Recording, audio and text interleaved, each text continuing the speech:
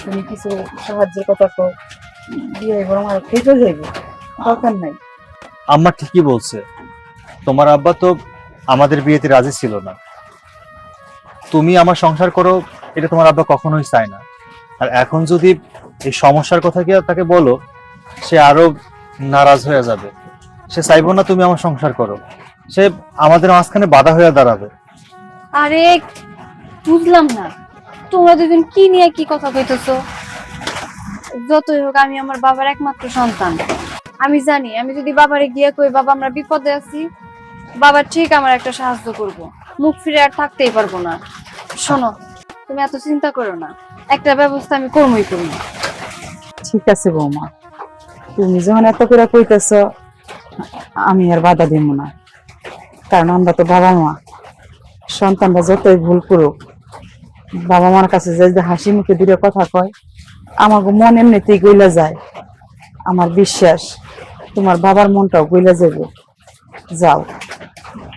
শোনো, ঘরে না ঠান্ডা কিছু ভাত আছে, তুমি ভাত খেয়ে নাও, আর তারপর আমরা বাবার কাছে যাবো, ঠিক আছে? ঠিক আছে। মা, আপনি ভাতটা বসিয়ে দেন। আচ্ছা ঠিক আছে।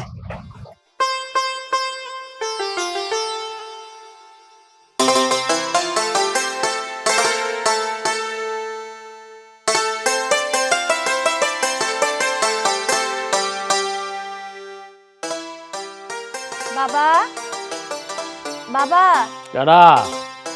বাবা আমরা। আসসালামু আলাইকুম। আসসালামু আলাইকুম। ওয়ালাইকুম সালাম। তুই তুই আমার বাড়িতে আছিস কে? না মানে বাবা, আসলে একটা দরকারে তোমার কাছে আমরা আইছি। তুমি তো আমার একটা সময় কইছিলা আমরা যদি কোনো বিপদে পড়ি তাহলে যেন তোমারে স্মরণ করি, তুমি আমাদের পাশে দাঁড়াবা। আজকে আমাদের অনেক বড় একটা বিপদ, তোমার জামাইয়ের চাকরিটা চইলা গেছে, সংসার চালাইতে খুব হিমশিম খাইতেছি। সেই জন্য তোমার কাছে আসছিলাম, যদি যদি আমাদের একটু সাহায্য করো। আর মদ জামের চাকরি চলে গেছে, তাতে তো কোনো অসুবিধা নাই। তোকে তো বড় বড় মুখের কথা আছে, সেই কথা দিয়েই তো চলতে পারবি। বাবা এমন করে কেন কইতেছো? চাকরিটা আসলে হুট করে চলে গেছে, এতদিন তো ঠিকঠাক মতো আমাদের সংসার চলছিল।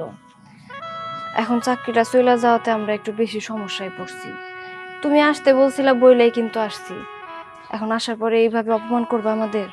তুই আমার বাড়িতে আইসস, আমার মায়া, কোনো অসুবিধা নাই, তোর আমি খালি হাতে ফিরাই দিব না। তুই এক কাজ কর, আমি জামাই রে 3-4 লাখ টাকা দিতাছি, এই জামাই রে টাকাটা দিয়া ও গিয়া ব্যবসা করতে বইলা, আর তুই আমার বাড়িতে থাক। এটা কেমন কথা কইতেছো? আমি তোমার বাড়িতে থাকবো মানে? আমার সংসার ফেলায় আমি এই বাড়িতে কেন থাকবো? আর তাছাড়া ওরে ছাড়া আমি থাকতে পারবো না বাবা। শোন, এই প্রেম ভালোবাসা দিয়া পেট ভরতো না। এই মদ জামের একটা চাকরি, হ্যাঁ, এটা একটা চাকরি হইলো? আব্বা, আমরা যথেষ্ট ভালো আছি। আমরা গরিব হইতে পারি, আমাকে সংসারে অভাব থাকতে পারে, কিন্তু আল্লাহর রহমতে আমরা যথেষ্ট সুখে আছি।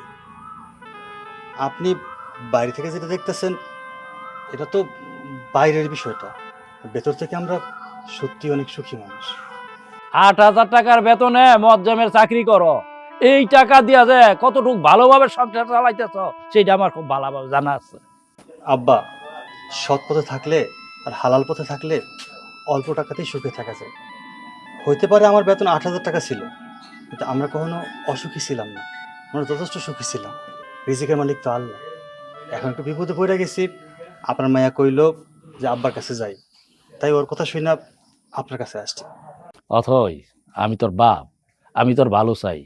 জামাই বিপদে পড়ছে, অসুবিধা নাই, আমি টাকা দিয়া দিতেছি, গিয়া ব্যবসা করুক। বাবা শোনো, আমি তোমার কাছে টাকার জন্য আইছিলাম ঠিক আছে, কিন্তু টাকা দিয়ে আমি কোনো সম্পর্ক বেচতে আসি নাই। আমি আমার স্বামীরা ভালোবাসি, কষ্ট করে হোক আর যেভাবে হোক ওর সংসারই আমি করবো। ওর সংসার চাই আমি কোথাও যাবো না। আজকে হয়তো বা চাকরি নাই, 2 দিন পর ঠিক ওর চাকরি একটা হইতে পারে। যাই হোক, ভালো থাকো। আসসালামু আলাইকুম। ওয়ালাইকুম সালাম। এখন আইতেছে না কেন, বুঝলাম না কিছু।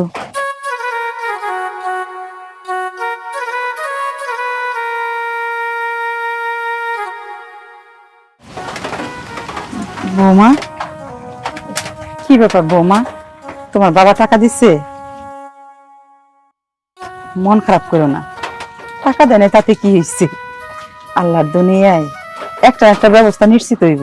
টাকা দেয় নাই সেই জন্য আমার মন খারাপ না মা, কিন্তু আমার বাবা আমারে আর আমার স্বামীরে যেভাবে অপমান করছে, যেটা আমি কোনোভাবেই মাইনা নিতে পারি নাই। আমার স্বামীরে আমার অপমান করার অধিকার কিন্তু তার নাই, তবু আমাদের অপমান করছে, আর আমরা সেটা মুখ বুজা সহ্য করে ওইখান থেকে চলে আসছি।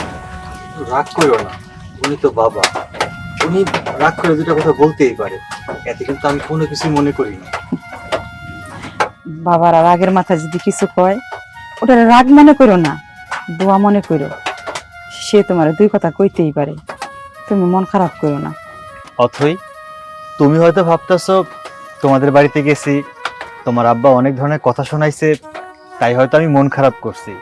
বিশ্বাস করো, আমি একটুও মন খারাপ করি নাই, বরঞ্চ আমার আরো ভালো লাগছে।